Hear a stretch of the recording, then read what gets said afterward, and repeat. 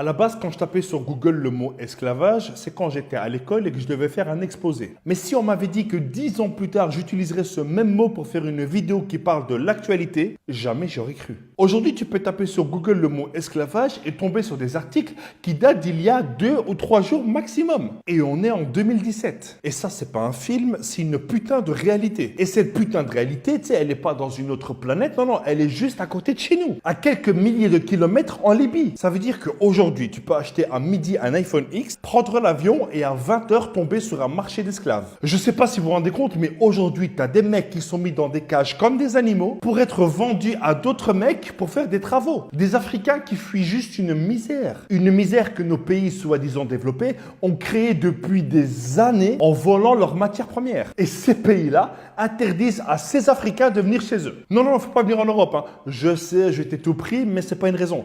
Tu n'avais qu'à te défendre. C'est vrai, même si tu t'étais défendu, je t'aurais tué toi et toute ta famille. Et même quand ils arrivent ici, ils sont quand même rejetés partout, traités comme des maladies. Et le pire, c'est que l'Union européenne a quand même donné de l'argent à la Libye pour gérer les migrants. Pour que justement, ils n'arrivent pas en Italie et donc en Europe. Je sais pas si tu vois un peu le délire. C'est comme si tu donnais un poste de directeur maternel à Marc Dutroux. Et ce qui se passe là, ça ne touche pas uniquement les Africains ou les Noirs. Non, ça concerne toute l'humanité. Et ça s'appelle un crime contre l'humanité. Et malgré ça, ils en ont juste mais rien à foutre. Mais quand il fallait mettre Kadhafi dehors, là, on a envoyé des gens, là, on a envoyé la démocratie. Et là, pour des humains qui sont réduits à de l'esclavage, mais pour ça, on va faire un rapport parce qu'il y a la Coupe du Monde et qu'on n'a pas le temps de faire plus. Ils sont où les dirigeants des pays africains, de l'Union africaine? Ils sont où ces footballeurs qui sont payés des millions d'euros et qui, en ce moment, ils ont une visibilité de malade vu que c'est la Coupe du Monde? Et il n'y en a pas un seul qui parle. Il y a quelques mois, tu as des mecs qui filmaient en rigolant des migrants en train de se noyer. Aujourd'hui, des migrants sont réduits à de l'esclavage. Non, mais c'est quoi la suite? Qu'est-ce qu'on attend pour réagir? Qu'ils crèvent tous? Il faut attendre quoi comme bordel, comme scandale